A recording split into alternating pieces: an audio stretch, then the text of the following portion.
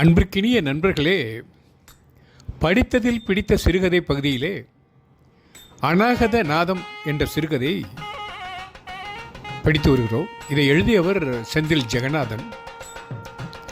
சென்ற பகுதியில் கதாநாயகன் சாமிநாதன் தன்னுடைய நாதஸ்வர ஆசான் வைத்தியநாத சுவாமியிடம் வாங்கிய அடி பற்றி பார்த்தோம். அதில் அவனுடைய நாதஸ்வரம் கீழே விழுந்து அதை எடுத்து மார்போடு கட்டிக்கொண்டதையும் கடைசி வரியாக படித்தோம். தொடர்கிறோம். நெஞ்சில் நாதஸ்வரத்தை அணைத்துக்கொண்டு கூட்டத்திலிருந்து ஓடத் தொடங்கிவிட்டான். நிழலும் துணையற்ற இருட்டை அடைந்தபோது அவமானத்தின் கைகள் அதன் மீது இருந்த பிடியை, அதாவது நாகஸ்வரத்தின் மீது இருந்த பிடியை சற்று தளர்த்தின. அன்றைக்கு வீட்டுக்கு வந்ததும் முடிவெடுத்து வந்தான். அதிலிருந்து நாதஸ்வரத்தை தொடுவதே இல்லை. அம்மாவிடம் நெடுஞ்சான் கிடையாக விழுந்து, எனக்கு நாதஸ்வரமும் வேண்டாம், அது வாசிக்கவும் வரவில்லை, நான் வேற ஏதாவது வேலைக்கு போறேம்மா என்று சொன்னான். தாயார் மகனை தடுக்க முடியவில்லை. சட்டநாதர் கோயிலுக்கு அருகில் இருந்த ஒரு ஹோட்டலுக்கு சப்ளையர் வேலைக்கு போனான். சில நாட்கள் எல்லாவற்றையும் மறந்து வேலைக்கு போவதும் வருவதுமாகத்தான் இருந்தான்.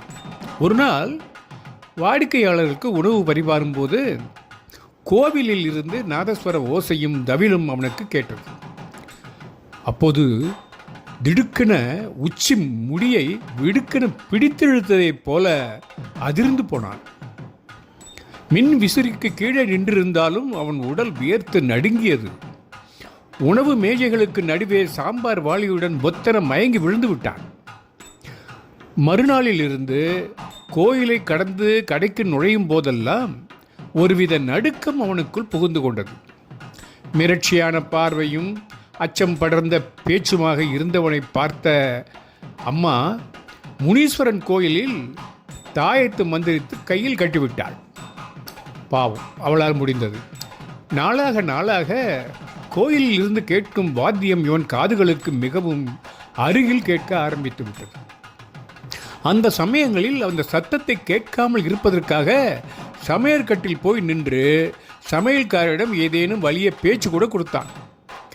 சமையற்கட்டினுள் பாத்திரங்களின் உருட்டல் சத்தங்களையும் குழம்பு கொதிக்கும் ஒலியையும் தவிர வெளியில் இருந்து வரும் எந்த சத்தமும் அங்கே கேட்காது.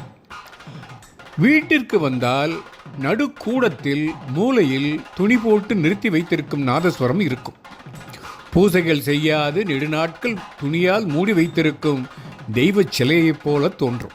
ஏண்டா, தலைமுறை தலைமுறையா ராகங்களும் கீர்த்தனைகளுமா பொழிஞ்ச வாத்தியத்தை இப்படி மூலையில் சாத்தி வச்சிருக்க பாவி என்று அப்பாவின் குரல் கேட்பது போல் இருக்கும். இதனாலேயே அது வைக்கப்பட்டிருக்கும் திசையை கூட திரும்பி பார்க்க மாட்டான். சாலையில் நடக்கும்போது சிறு குழந்தைகள் ஊதாங்குழலை கையில் வைத்திருப்பதை பார்த்தாலே அடிவயிற்றில் குளுமையாக எதுவோ மேலெழுந்து உடல் நடுக்கம் உண்டாகிவிடும். ஏதேனும் வேலையில் ஈடுபட்டால் நாதஸ்வர ஒலி கேட்பதில்லை. லேசான ஓய்வில் உடம்பு இருந்தால் மனதில் அந்த நாதஸ்வர ஒலி விஸ்வரூபம் எடுக்கத் தொடங்கும். ஒரு கட்டத்தில் ஓங்கி வளர்ந்து வளர்ந்து தானே நாதஸ்வரமாக அவன் மாறிவிட்டது போல தோன்றும். அவன் பிறந்தபோது அந்த சந்தோஷத்தை கொண்டாட அவனது அப்பா தோடி ராகம் வாசித்ததாக அம்மா சொல்வாள். இப்போதெல்லாம் அவன் தூங்கும்போது தோடி ராகத்தில் நாதஸ்வரம் அழுகை சத்தம் போல கேட்க ஆரம்பித்திருந்தது. திடீரென தூக்கம் கலைந்து எழுந்து பார்க்கும்போது நாதஸ்வரம் மூளையில் இருந்தது. சட்டென்று அந்த பழைய சாமான்கள் வைக்கும் அறைக்குள் அதை மாற்றி வைத்து விட்டான். மறுநாளும் அந்த அறைக்குள்ளிலிருந்து சத்தம் வர ஆரம்பிக்கவே அவனுக்கு தூக்கம் இல்லாமல் வெறிக்க வெறிக்க அமர்ந்திருந்தான். காதுகளில் பஞ்சை வைத்து கொண்டு தூங்கினால் கூட அந்த நாதஸ்வரம் ஒலி கேட்டபடியே தான் இருந்தது. காதுகளை அடைத்து கொண்டால் மனதில் கேட்பதையெல்லாம் தடுக்க முடியுமா என்ன? இந்த வார்த்தைகள் திரும்ப திரும்ப அவனுக்குள் தோன்றிக்கொண்டே இருந்தன. ஓசை உள்ளிருந்து கேட்டுக்கொண்டிருக்க வெளியில் காணும் எல்லாவற்றிலிருந்தும் அவன் விலகி ஓடிக்கொண்டிருந்தான்.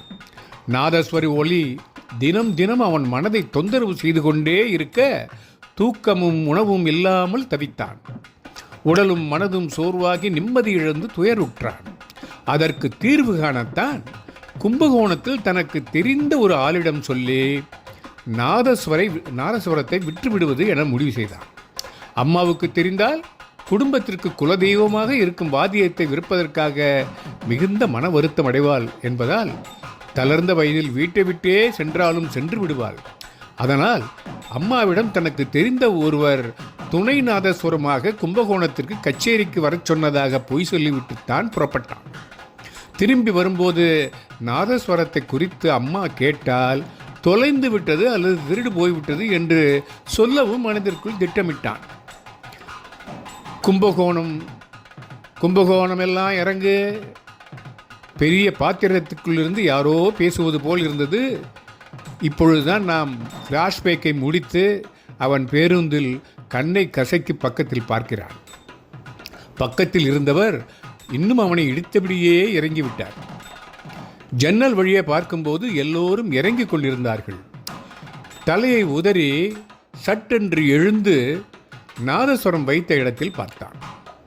அங்கே 2 இரும்பு போல்ட்டுகள் மட்டும் கிடந்தன. நாதஸ்வரத்தை காணவில்லை. என்ன செய்வான்? சாமிநாதன் திக்குமுக்காடி போய்விட்டான் என்ற மட்டில் இந்த பகுதியை இத்துடன் முடித்து வைக்கிறேன். நாளை விட்ட இடத்திலிருந்து தொடர்வோம் என்று கூறி நட்புடன் விடைபெறுகிறேன். நாகராஜன். வணக்கம்.